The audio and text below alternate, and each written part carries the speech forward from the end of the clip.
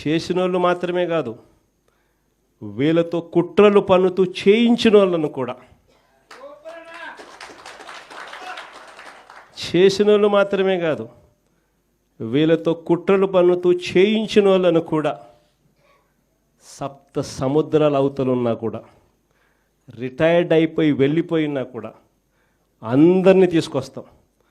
తీసుకొని వచ్చి చట్టం ముందర నిలబెడతాం. అన్యాయం చేయడానికి కోసం వీళ్ళకు యూనిఫామ్ ఇవ్వాల, న్యాయంగా ధర్మంగా పాలన చేయడం కోసం యూనిఫామ్ ఇచ్చారు. మన హయాంలో ఎలా చేసాం మనం పాలన?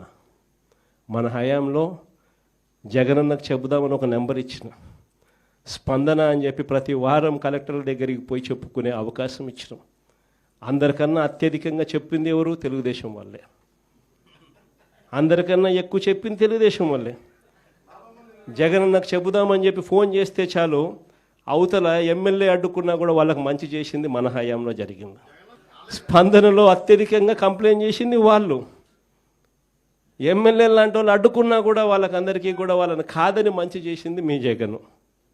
కానీ ఈరోజు ఏం జరుగుతూ ఉంది? ఈరోజు ఏం చేస్తూ ఉన్నారు?